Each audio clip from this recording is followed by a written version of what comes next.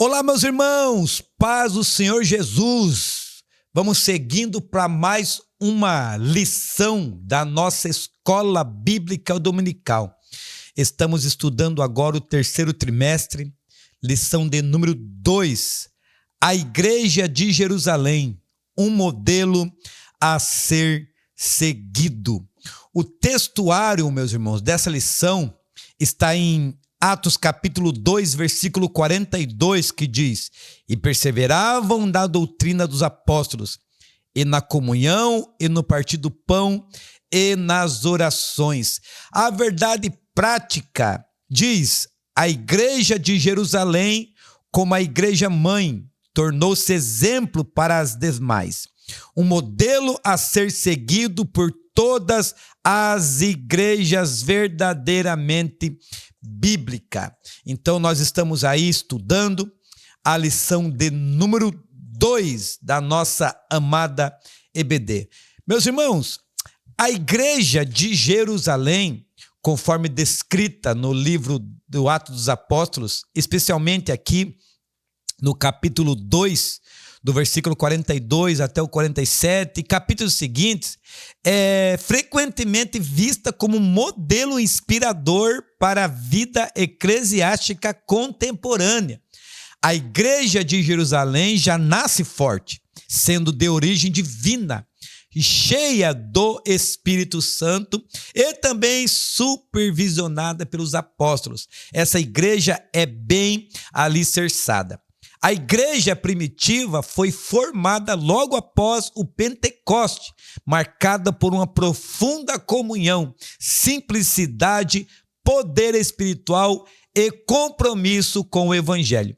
A igreja de Jerusalém não era perfeita, mas era viva, cheia do Espírito Santo, generosa, unida e bíblica. Ela nos desafia a repensar o papel da igreja de hoje em um mundo marcado por individualismo, superficialidades e também divisão. O primeiro tópico aqui da nossa lição vai falar uma igreja com sólidos e alicerces. Ou seja, uma igreja com sólidos e alicerces. O primeiro subtópico aqui da nossa revista é uma igreja com fundamento doutrinário. O que são fundamentos doutrinários? São os ensinamentos essenciais da fé cristã, baseado nas escrituras sagradas, na palavra de Deus, que formam o alicerce da vida, formam a missão e a estrutura da igreja. Assim como uma casa precisa de alicerce forte, a igreja de Cristo precisa de doutrinas firmes para resistir às heresias, resistir às crises e também à cultura contrária ao Evangelho. Paulo, escrevendo aí aos 1 Coríntios, capítulo 3, versículo 11, ele vai dizer assim, pois ninguém pode lançar outro fundamento além do que já está posto, o qual é Jesus Cristo. Então, em resumo, Jesus é o centro. Tudo gira em torno do nosso Salvador e Senhor Jesus Cristo. A salvação, a pregação, o discipulado, a adoração. A igreja doutrinariamente sólida não troca Cristo por personalidades, não troca Cristo por tendências ou teologias modernas. A Bíblia, meus irmãos, é a autoridade máxima, é a inerrante palavra de Deus. A igreja sólida não apenas lê a Bíblia, ela a vive, a ensina e a defende com coragem, mesmo quando vai contra o mundo. Então, a igreja com fundamento doutrinário não é uma igreja engessada, mas uma igreja viva, sólida e comprometida com a verdade do Evangelho. Ela forma cristãos firmes, preparados, ela forma aqui a próxima geração e glorifica a Deus pela sua fidelidade. A igreja de Jerusalém era uma igreja doutrinariamente firmada, porque ela disciplinava o erro, ensinava a verdade e protegia o rebanho dos falsos profetas. Aleluia.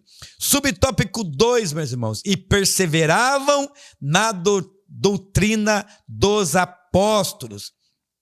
A igreja aqui de Jerusalém era uma igreja bem doutrinada e, portanto, era bem discipulada. Os apóstolos receberam diretamente de Jesus e transmitiam à igreja. A igreja cristã primitiva aprendeu dos apóstolos e agora vivia isso a fim de transmitir a outros o que aprendeu. A igreja primitiva, irmãos, não apenas ouviu a doutrina dos apóstolos, mas perseverou nela. Isso indica a fidelidade contínua, compromisso e prioridade com o ensino verdadeiro. Esses ensinamentos incluíam a identidade de Jesus como Filho de Deus, o Cristo, a salvação pela graça mediante a fé, o arrependimento, o batismo e a vida no Espírito, a ética cristã e o comportamento do reino de Deus e a esperança da volta de Jesus. Fica aqui, meus irmãos, um alerta. Há igrejas crescendo em números, mas estão enfraquecendo em doutrina. Perseveram na doutrina dos apóstolos, não é opcional. Ou seja, seguir a doutrina dos apóstolos, meus irmãos, não é opcional. É essencial para ser igreja segundo o coração de Deus. Evangelho de Jesus Cristo, segundo escreveu São João, capítulo 8, versículo 31, vai dizer: se vós permaneceres na minha palavra, verdadeiramente sois meus discípulos. A igreja verdadeira não é construída sobre modismo ou opiniões humanas, mas é construída sobre a doutrina que vem de Cristo, transmitida pelos apóstolos e preservada na palavra. Subtópico 3, aqui é uma igreja relacional e piedosa. Irmãos, uma igreja relacional e piedosa é uma igreja que vive em amor profundo uns com os outros e, ao mesmo tempo, mantém uma vida santa e devotada a Deus. Uma igreja relacional e piedosa reflete o caráter de Cristo. Jesus Cristo amava profundamente as pessoas e vivia em santidade absoluta.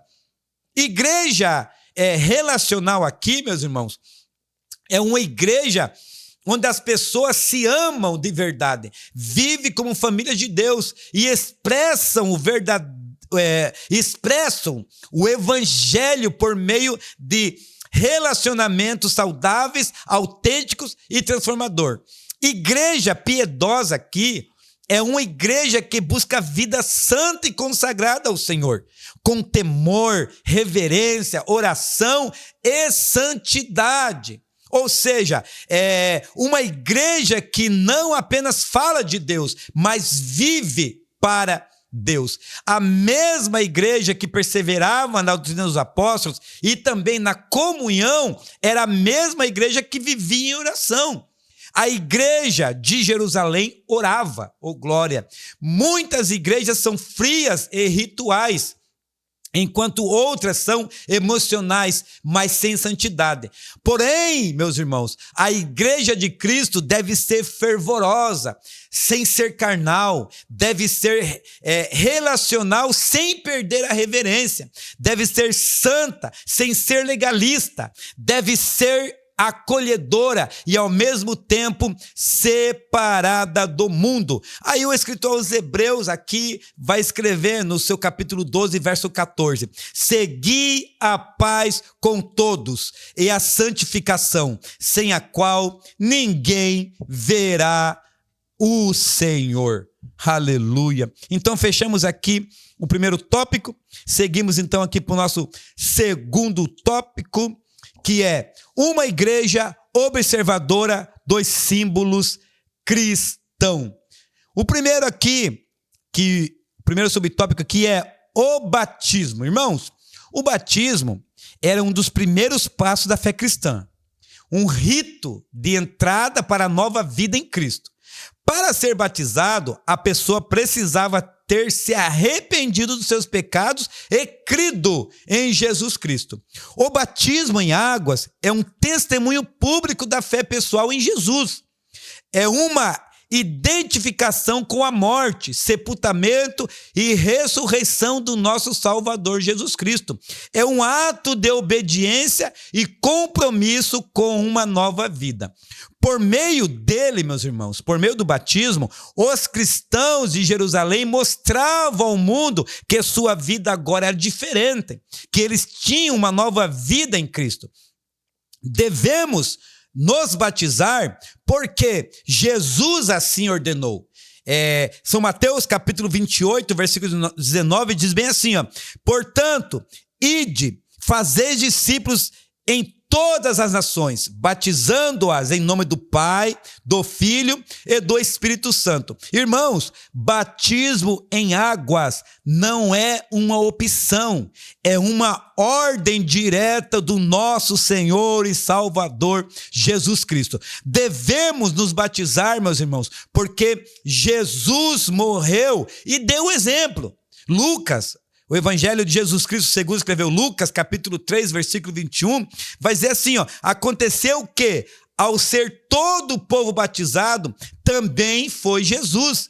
Embora, irmãos, sem pecado, porque Jesus não pecou, embora o nosso mestre, nosso Senhor e Salvador Jesus Cristo estivesse sem pecado, mesmo assim Jesus se batizou para que fosse cumprida toda a justiça e ser o nosso exemplo de obediência. Nós devemos, irmãos, nos batizar porque marca o início da vida cristã. Atos dos Apóstolos, capítulo 2, aqui que nós estamos lendo, no versículo 41, vai dizer: os que aceitavam a palavra foram batizados. Na igreja primitiva, crer e batizar-se era profundamente ligados. Aleluia. A segunda ordenança aqui, ou segundo subtópico, é a ceia do Senhor. Irmãos, a ceia do Senhor é uma ordenança instituída por Jesus Cristo para ser celebrada por sua igreja até que ele venha. É um ato simbólico que envolve memória da cruz, comunhão com Cristo e também com seus irmãos. É um testemunho público da nova aliança e esperança viva da segunda vinda de Cristo.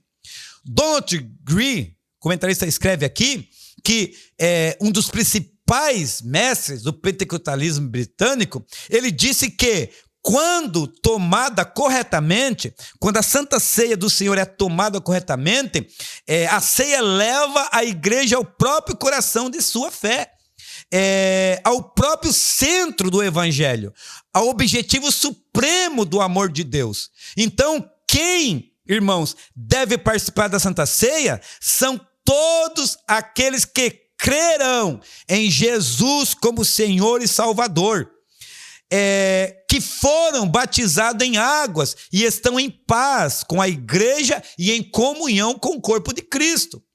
Quem não deve tomar a Santa Ceia são aqueles incrédulos ou aqueles que não são convertidos, cristãos vivendo em pecado não confessados, pessoas que tratam a ceia com desprezo e irreverência. Esses não podem tomar a Santa Ceia. A ceia do Senhor não é um ritual frio ou uma tradição vazia. A ceia do Senhor, meus irmãos, é uma expressão viva do Evangelho. É a memória da cruz, comunhão no presente e esperança da glória. Aí Jesus falou: fazei isto em memória de mim. Jesus Cristo, meus irmãos, portanto, quando ele dá essa ordenança, ele está dizendo que nós somos abençoados quando partimos o pão. Oh, glória! Então aqui, meu irmão, nós encerramos o segundo tópico. Seguimos aqui para o nosso terceiro e último tópico: uma igreja modelo. E o primeiro subtópico aqui é uma igreja reverente e cheia de dons. A igreja aqui, irmãos, de Atos, era uma igreja cheia do Espírito Santo. Era uma igreja que vivia em unidade doutrinária e também em poder. O verso 43 desse capítulo 2 que nós estamos lendo aqui, mostra também que essa igreja se tornou uma referência espiritual, uma igreja respeitada e temida. Assim no bom sentido, melhor dizendo, ela era temida no bom sentido e também admirada. Quando o comentarista escreve aqui, o temor, ele está dizendo que o temor é reverência profunda, é uma consciência da presença de Deus. Era uma igreja que não brincava com o sagrado. Havia seriedade na fé e na vida. Uma igreja referente vive com temor santo, não com religiosidade. É superficial, podemos dizer. Havia na igreja um forte sentimento da presença de Deus. Era uma igreja cheia de dons, uma comunidade viva, ativa e poderosa, onde o Espírito Santo se manifestava por meio de cada membro, e havia sinais de maravilhas e curas. Deus, irmãos, deseja que a sua igreja opere com os dons espirituais para a edificação mútua e expansão do seu reino. Uma igreja cheia de dons reconhece que tudo vem de Deus e se submete à sua direção. Uma igreja cheia de dons, meus irmãos, valoriza todos os seus membros, do púlpito até a porta. Aleluia. Precisamos aqui aprender novamente com a igreja primitiva. Não podemos perder o respeito pelo sagrado e entender que os dons espirituais ornamentam a igreja de Cristo, a igreja cristã. Deus quer que sua igreja, Deus quer a sua igreja viva, na plenitude do Espírito Santo, e que descubra e também desenvolva os dons e use cada dom para edificação do corpo e também alcance aqueles que estão perdidos. Aleluia. Subtópico 2 aqui, meus irmãos, uma igreja acolhedora. Então, dentre as muitas marcas de uma igreja relevante, o acolhimento aparece como uma das suas principais. Uma igreja, para se tornar relevante, necessariamente deve ser acolhedora. Vivemos em um mundo carente de afeto, escuta e pertenciamento. Aleluia. Muitas pessoas entram nas igrejas feridas, sozinhas e desconfiadas, e precisam encontrar ali um ambiente de amor, aceitação e acolhimento. Irmãos, há soldados feridos na igreja. Precisamos acolher mais. A igreja acolhedora, meus irmãos, ela não é perfeita, mas ela é amorosa. Venhamos que não é fácil aqui partilhar e muito menos acolher. A nossa tendência, meus irmãos, é nos fechar em nosso mundo e deixar de fora quem achamos ser inconveniente. Não é assim, meus irmãos? Não é mesmo? Cristo, escuta, Cristo é o nosso modelo de acolhimento. Jesus acolheu pecadores, acolheu rejeitados, leprosos, mulheres, crianças, até samaritanos. Ele não impôs barreiras, mas abriu os braços para receber todas essas pessoas. A igreja acolhedora, meu irmão, ela olha o próximo com o olho de Cristo, com graça e também com compaixão. Numa igreja acolhedora, os membros se sentem acolhidos e parte do grupo. Acolhimento, meus irmãos, traz, melhor dizendo, acolhimento, ele faz parte da missão da igreja. Acolher é praticar o evangelho na vida real. Muitos são tocados mais pelo amor que recebem do que pelo sermão que ouvem. O acolhimento prepara o coração para receber a palavra e permanecer fiel na fé. A igreja acolhedora reflete Jesus no cuidado com as pessoas. Recebe a todos com graça. É um ambiente onde as feridas podem ser curadas e também testemunhar o evangelho através do amor. Precisamos acolher mais, meus irmãos. Precisamos seguir o exemplo de Jesus. Terceiro subtópico aqui para nós encerrar: uma igreja adoradora. Irmãos, a adoração não é apenas um momento da liturgia. Ela é o coração da igreja, voltada inteiramente para Deus. Uma igreja adoradora não define por instrumentos, estilos ou ambiente, mas por uma vida entregue, uma vida reverente e apaixonada pelo Senhor. A verdadeira adoração transforma a igreja e toca o coração de Deus. Adoração, meus irmãos, é mais que música, é um estilo de vida. A sua vida tem que ser voltada à adoração a Deus. A verdadeira adoração, meus irmãos, envolve entrega total a Deus, não apenas as canções. Adoração é vida consagrada, é vida de obediência, é vida de santidade e de serviço. Uma igreja adoradora vive o que canta e também o que prega. Adoração atrairá a presença de Deus. Onde há adoração sincera, ali Deus habita.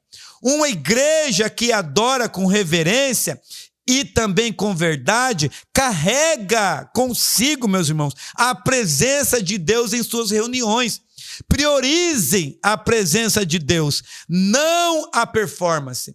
A igreja de Jerusalém era uma igreja adoradora. Louvar, meus irmãos, é muito mais que simplesmente cantar. É uma expressão de rendição e também de total entrega. É o reconhecimento da grandeza de Deus e de seus poderosos feitos. Uma igreja adoradora vive para a glória de Deus. Uma igreja adoradora busca a presença, não o palco. Ama a palavra, não o espetáculo, e influencia o mundo ao seu redor. Tem adorador nessa live? Então glorifique a Deus e exalte o nome do Senhor. Então, meus irmãos, concluímos aqui a nossa lição de número 2 da nossa amada Escola Bíblica Dominical.